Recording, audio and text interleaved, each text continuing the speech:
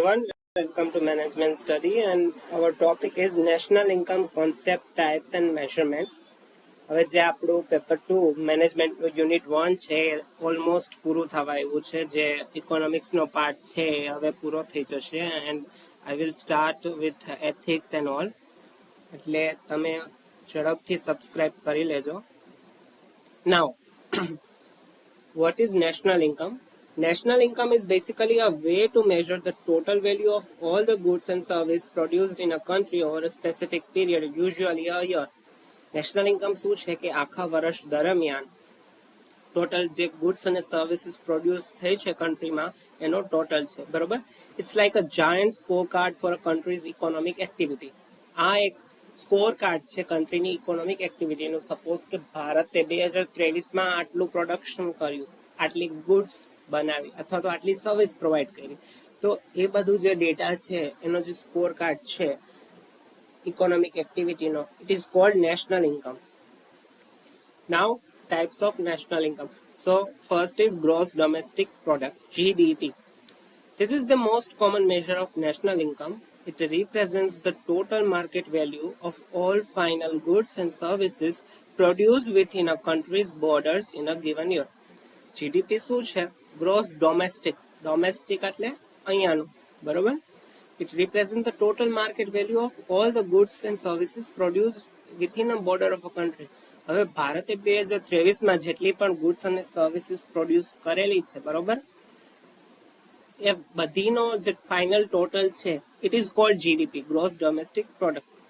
It includes consumption by private households. Private households એટલે કે મારા અને તમારા જેવા લોકો દ્વારા જે કન્ઝમ્પશન કરવામાં આવેલું હોય, આપણે કોઈ પણ વસ્તુની ખરીદી કરેલી હોય. ગવર્મેન્ટ સ્પેન્ડિંગ, ગવર્મેન્ટે ખર્ચો કરેલો હોય. ગવર્મેન્ટ સ્પેન્ડ્સ ઓન એજ્યુકેશન, પછી બીજી સર્વિસીસ છે, બરોબર, એડમિનિસ્ટ્રેશન. તો એમાં જે ગવર્મેન્ટનું સ્પેન્ડિંગ હોય એ, બરોબર. Gross private domestic investment, within a country જે ઇન્વેસ્ટમેન્ટ થયા હોય એ. અને નેટ એક્સપોર્ટ્સ એટલે કે એક્સપોર્ટમાંથી જે ઇમ્પોર્ટ આપણે કર્યો હોય એ બાદ કરી નાખવાનો. અને નેટ એક્સપોર્ટ એટલે ભારતમાંથી જે વસ્તુનું એક્સપોર્ટ થયું હોય, બરોબર, એ બધી વસ્તુ consider થાય છે gross domestic product માં. Now the second one is gross national product, GNP. This metric considers all the final goods and services produced by a country's residents regardless of their location. હવે GDP ની similar જ છે પણ difference શું છે કે regardless of their location. મૂળ ભારતીય વ્યક્તિ હોય, બરોબર, અને એ યુએસ માં કંઈ પણ પ્રોડ્યુસ કરે, then that is also considered in GNP. It includes GDP plus net factor income from abroad. હવે ભારતના કોઈ ડોક્ટર જે છે યુએસ માં સેટલ થઈ ગયા, બરોબર, યુએસ માંથી એ કમાઈને આવે છે ભારતમાં, તો એ જે યુએસ ની કમાણી છે that is also included in GDP. એટલે ઈ જે ટોટલ થાય છે એને GNP કહેવાય. પણ જીડીપી માં ખાલી વિથિન ઇન્ડિયામાં જે કમાણી થઈ છે, બરોબર, ડોક્ટર્સની, એ જીડીપીમાં છે.